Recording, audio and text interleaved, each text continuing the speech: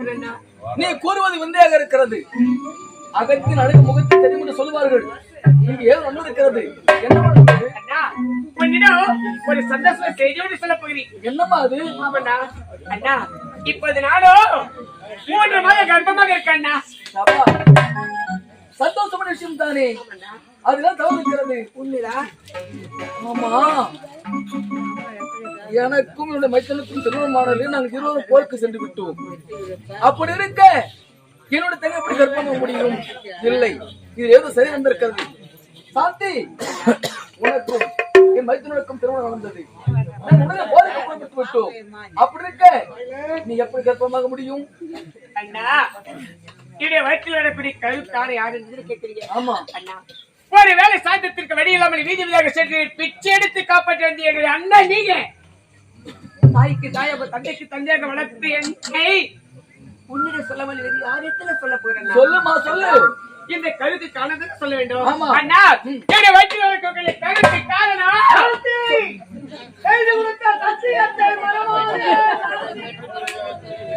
சொல்லு சொல்லு சொல்லுமா. இப்ப இதை பத்தி கேட்க வேண்டும் அண்ணா. உணவு அறிந்து விட்டு இதை பத்தி உண்மையை சொல்ல முடியாது முடியாது முடியாது. அடக்கடி வயது நாகி எவ்வளவு ஆனந்தான் கணவன் இல்லாத வேலையிலே பைக்ல கண்டு சுமந்து கொண்டு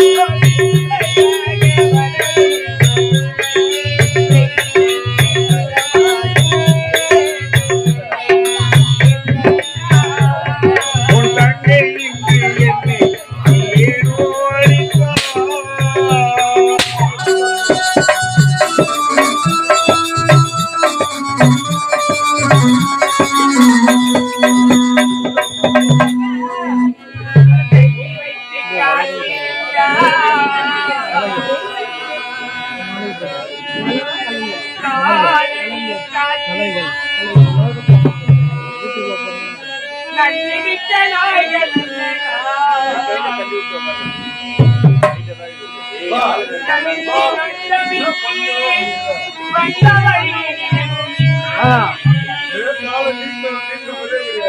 பிள்ளைகளும் பிறவி என்ன பண்றா ராம நாடகத்தில்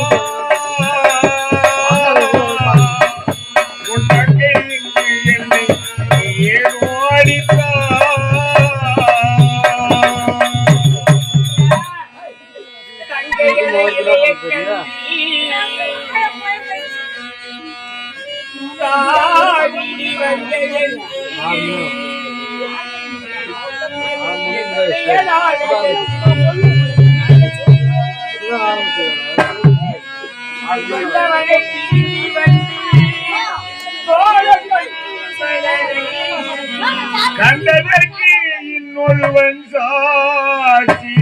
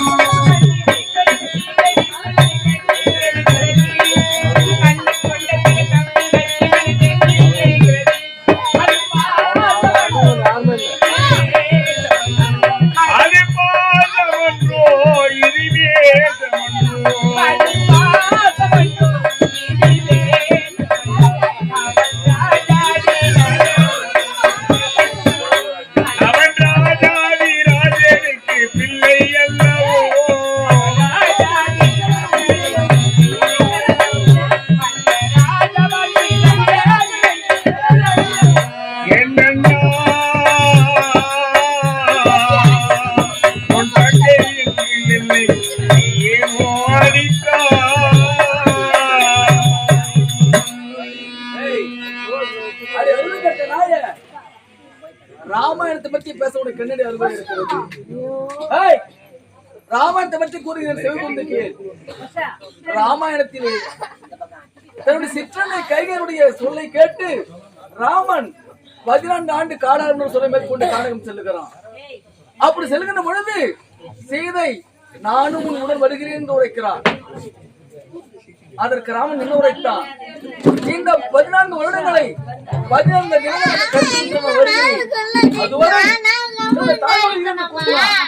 அதற்கு சீதையானவர் என்ன உரைத்தார்? சுவாமி, இந்த ராமன் இருக்கும் இடம்தான் இந்த சீதை கையோத்தி, அதனால் நானும் உன்னுடன் வருகிறேன் என்று உரைத்தார். அவள் அல்லவா ஒரு குற்றம் மரியாதை என் மனதை பாழாக்கி விட்டே பாவி நீயா? அது மட்டுமல்ல, தன்னுடைய கணவன் பாண்டியனுடைய அரண்மனையில் இருக்கப்பட்ட செய்தி கண்ணகி தன்னுடைய கற்பனையால் அந்த மதுரையை தீப்பற்றி எரிமாறு செய்தாரடி. அவள் அல்லவா பெண், குற்றம் மரியாதை என் மைத்திரனை பாழாக்கி விட்டே பாவி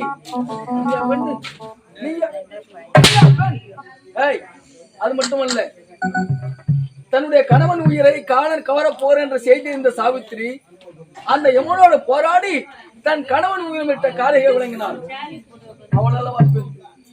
அப்படிப்பட்ட கற்பு தெய்வங்களுக்கு பேரை போய் தந்துவிட்ட பாவி பெண்ணு. இனிமேல் எனக்கு தண்ணீர் கிடையாது, நான் உனக்கு அண்ணன் கிடையாது.